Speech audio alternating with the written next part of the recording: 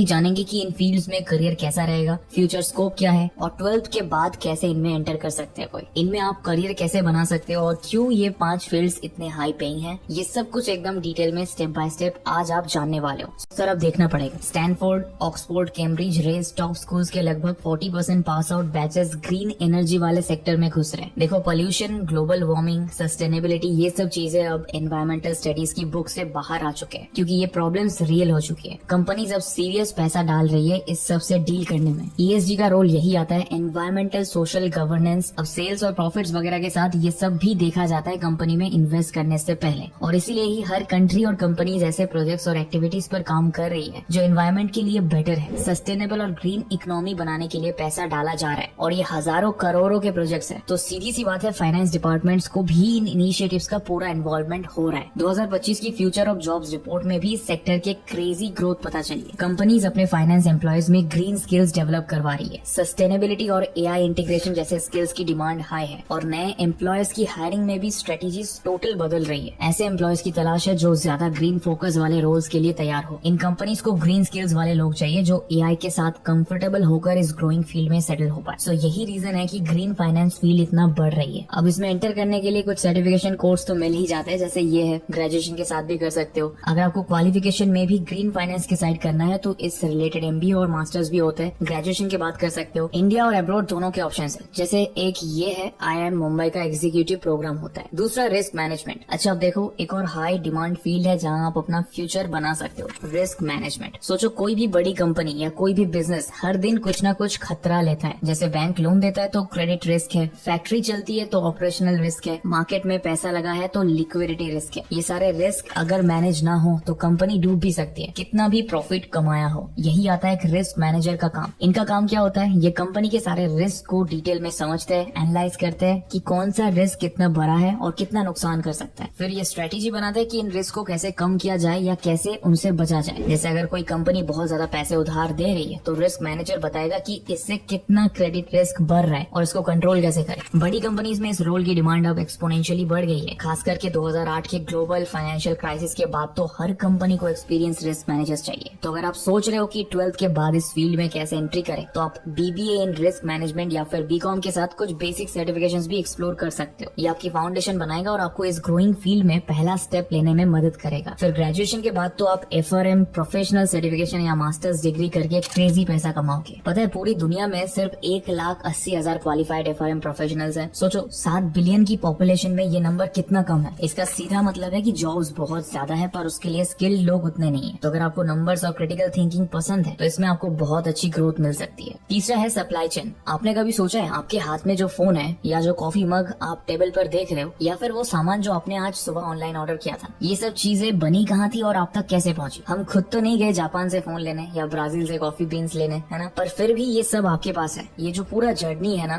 Factory से लेकर आपके हाथ तक का, इसका मैनेजमेंट ही सप्लाई चेन मैनेजमेंट कहलाता है। हर एक प्रोडक्ट, चाहे वो वियतनाम के शूज हो या जर्मनी की कार, अलग अलग जगहों से आता है और एक कॉम्प्लेक्स सिस्टम के थ्रू आप तक पहुंचता है। तो कॉमर्स स्टूडेंट्स के लिए ये फील्ड इतनी रेलेवेंट क्यों है? देखो कॉमर्स बैकग्राउंड वाले लॉजिस्टिक्स, ट्रेड और बिजनेस ऑपरेशंस की बेसिक समझ रखते हैं जो सप्लाई चेन का कोर है। इसमें क्या होता है, production planning, inventory control, transportation, warehousing और डिस्ट्रीब्यूशन, ये सारे अलग अलग फंक्शंस होते हैं जिनको स्मूथली मैनेज करना होता है। और जब ग्लोबल सिचुएशंस बदलती है, जैसे कोई नया ट्रेड एग्रीमेंट हो या कोई पॉलिटिकल टेंशन बढ़े, जैसे डोनाल्ड ट्रम्प का अभी टैरिफ्स वाला सीन, तो सप्लाई चेन मैनेजर्स की इंपॉर्टेंस बहुत बढ़ जाती है। उन्हें सही से मैनेज करना होता है कि कैसे सामान को एक जगह से दूसरी जगह सुरक्षित और टाइम पर पहुंचाए, चाहे कितनी भी मुश्किल है। इंडिया में तो इस फील्ड का फ्यूचर और भी ब्राइट है। हमारे देश में ई-कॉमर्स इतना तेजी से बढ़ रहा है। Amazon, फ्लिपकार्ट जैसे प्लेटफॉर्म्स हर दिन लाखों ऑर्डर्स प्रोसेस करते हैं। इसके पीछे एक स्ट्रॉन्ग सप्लाई चेन ही तो है। मैन्युफैक्चरिंग और एक्सपोर्ट्स भी बढ़ रहे हैं, जिसके लिए सही लॉजिस्टिक्स की जबरदस्त डिमांड है। इस फील्ड में आपको एनालिटिकल स्किल्स, प्रॉब्लम सॉल्विंग और प्लानिंग की समझ होनी चाहिए। आप 12th कॉमर्स के बाद BBA in logistics and supply chain management जैसे कोर्सेज या BCom करते करते कुछ रिलेटेड सर्टिफिकेशंस भी कर सकते हो। ये डिग्री आपको इस फास्ट ग्रोइंग सेक्टर में एंट्री के लिए हेल्प करेगी। तो अगर आपको नंबर्स, प्लानिंग और चीजों को ऑर्गेनाइज करना पसंद है तो इस फील्ड में आपके लिए बहुत अमेजिंग फ्यूचर होने वाला है। आने वाले टाइम में इसकी रिक्वायरमेंट बहुत बढ़ने वाली है। Number 4, data analyst. कई लोग बोलेंगे कि ये तो मैथ्स और इंजीनियरिंग वालों के लिए है डेटा एनालिस्ट करियर, पर सॉरी लेकिन ये मिथ बर्स्ट करना पड़ेगा आज। दोस्तों डेटा एनालिटिक्स की फील्ड में ऐसा बिल्कुल भी नहीं है कि सिर्फ टेक, इंजीनियरिंग एंड कोडिंग के लिए है और कोडिंग और प्रोग्रामिंग लैंग्वेजेस में मास्टर बनना है, ऐसा भी नहीं है। देखो कुछ टेक्निकल बेसिक्स समझने सीखने हैं ताकि आपका काम आसान हो, पर full IT and tech job नहीं है ये। इनफैक्ट बहुत छोटा पार्ट रहेगा ये सब आपके डेटा एनालिस्ट के जॉब में। एक और ये भी गलत कॉन्सेप्शन है कि भाई इसमें तो कॉमर्स वालों के लिए अच्छी सैलरीज नहीं है और CS यानी कंप्यूटर साइंस वालों के लिए बहुत ज्यादा ऑप्शंस है। पर भाई ये एक गलत सोच है। सच्चाई ये है कि आप कॉमर्स बैकग्राउंड से होकर भी आराम से डेटा की बूमिंग फील्ड में एंटर कर सकते हो और तगड़ी टक्कर दे सकते हो। और ऐसा नहीं है कि कुछ क्रेजी स्ट्रगल एक्स्ट्रा मारना है आपको।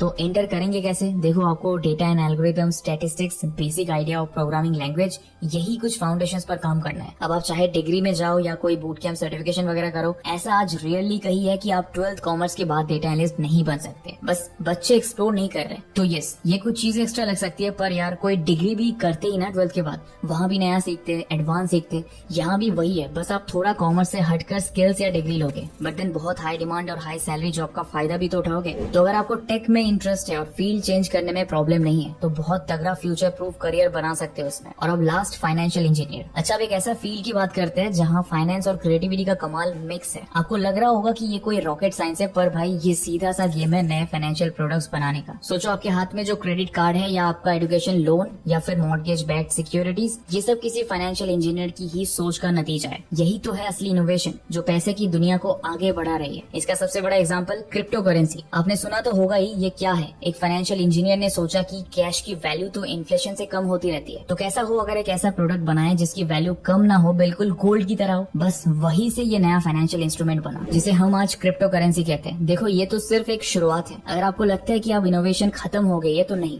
हजारों ऐसे नए फाइनेंशियल प्रोडक्ट्स आने वाले हैं और उन्हें बनाने वाले होंगे यही फाइनेंशियल इंजीनियर्स। तो अगर आपको नंबर्स के साथ खेलना पसंद है और कुछ नया बनाने का जुनून है, तो इस फील्ड को सीरियसली देखो। हाँ, ये थोड़ा क्वांट हेवी नीश है, यानी मैथ्स और डेटा एनालिसिस का काम ज्यादा होगा, पर रिटर्न कमाल के। इंडिया में भी फाइनेंशियल इंजीनियरिंग के कोर्सेज कई सारे ऑफर होने लगे हैं। IIT खड़गपुर का एक डुअल डिग्री प्रोग्राम भी है, IIQF का भी एक सर्टिफिकेशन प्रोग्राम है, और बाहर तो इन कोर्सेज की और क्रेजी डिमांड है। University of Berkeley has business school, एक टॉप यूनिवर्सिटी है इसमें। पता है वहाँ से ग्रेजुएट्स क्या एवरेज पैकेज एक्सपेक्ट कर रहे थे? $4 लाख। सच्ची में 4 लाख एक डिग्री के बाद एक्सपेक्ट कर रहे थे लोग। बट पॉइंट ये है कि इस फील्ड में मनी अर्निंग का बहुत स्कोप है अगर आप घुस जाओ तो फ्यूचर की फाइनेंशियल इनोवेशन में अगर आपको अपना नाम बनाना है, तो ये फील्ड आपके लिए है। सो दोस्तों, ये थे वो टॉप 5 सबसे बेस्ट और हाईएस्ट पेइंग वाले करियर ऑप्शंस जो आप 12th कॉमर्स के बाद चूज कर सकते हो। आई होप आपके लिए कुछ नए डोर्स ओपन हुए और आप कुछ डिफरेंट फील्ड्स को एक्सप्लोर करोगे अपने करियर प्लानिंग के लिए। मिलते हैं नेक्स्ट वीडियो में, तब तक के लिए bye and thanks for watching.